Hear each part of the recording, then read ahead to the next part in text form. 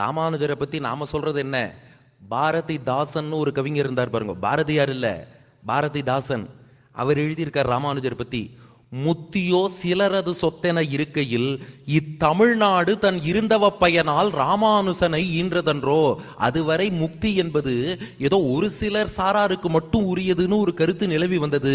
இந்த தமிழ்நாடு செய்த ஒட்டுமொத்த தவத்தின் பலனாக இந்த தமிழகத்தில் ராமானுஜர் அவதாரம் பண்ணி அத்தனை பேரும் மோட்சம் போலாம். அந்தனர் அந்தியர் எல்லையில் நின்ற அனைத்துலகும் நொந்தவரே முதலாக எல்லோரும் மோட்சம் போகலாம் என்று காட்டிக் கொடுத்தவர் ராமானுஜர். அப்ப அவர் வீராணம் ஏறிதானே, அவர்கிட்ட போய் அர்த்தம் சேருகிறது என்றால் அது எல்லோருக்கும் பயன்படும் அல்லவா?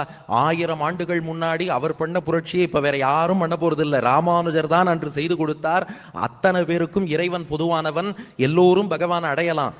இதை அன்று சொல்லி வைத்தவர் ராமானுஜர். அதனாலதான் ஒரு அழகான பாட்டு உண்டு. ராமானுஜருடைய புகழ் எப்படி உலகமெல்லாம் பரவியது அப்படின்னா, இதை ஒரு உருவகமாக சொல்வதுண்டு. 2 நண்பர்கள் ஒரு ஆற்றங்கரைக்கு சென்றார்களாம்.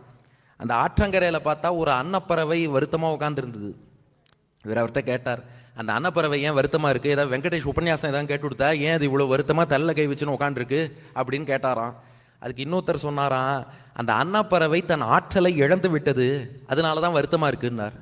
அன்னப்பறவையின் ஆற்றல் என்ன?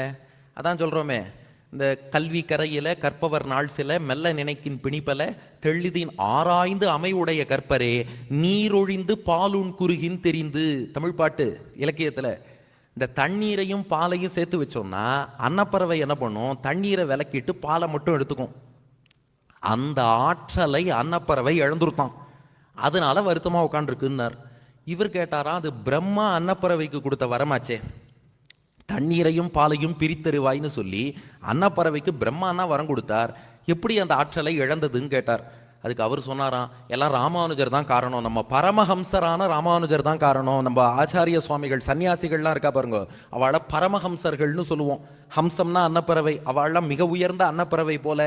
ராமானுஜர்னு ஒரு பரமஹம்சர், அவர் தான் இந்த அன்னப்பறவை தண்ணீர் பாலை பிரித்தறியும் ஆற்றலை இழந்ததுக்கு காரணம்னார்.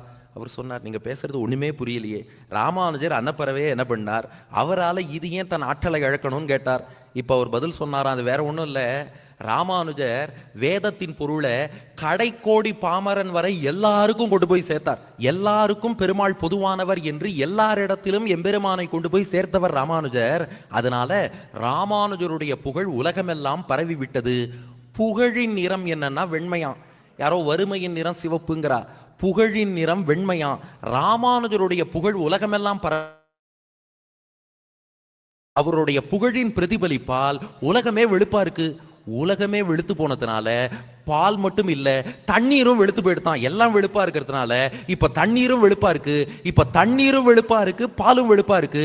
அதனால அன்னப்பறவைக்கு தண்ணீர் எது பால் எதுன்னு தெரியல. அலர்ந்த வம்பு எத்திருந்து தேனருந்து இன்னகல் அல்குலார சைந்தடைந்து நடைகொள்ளாத தனமெனோ நலம் தவிர்ந்ததால் அதென்கொள் நாவின் வீறு இழந்ததால் நாவணங்கு நாதர் தந்த நாவின் வீறு இழந்ததென் சலந்தவிர்ந்து வாது செய்து சாடி மூண்ட மிண்டரை சரிவிலேன் எனக்கனை துரைத்த ஏதிராசர் வலந்தருங்கை நாயனார் வளைக்கு செய்த கீர்த்தியால் வாரி பால தாமதென்று மாசில் வாழி வாழிய என்னும்படி இவர் புகழ் உலகெங்கும் நிறைந்தது. உலகமே வெளுத்து போனது. உலகமே வெளுத்ததால் தண்ணீரும் வெளுத்து போனது. தண்ணீரும் வெள்ள பாலும் வெள்ள, அதனால அன்னத்துக்கே தண்ணீர் எது பால் எதுன்னு தெரியாம கன்ஃபியூஸ் ஆயிடுது.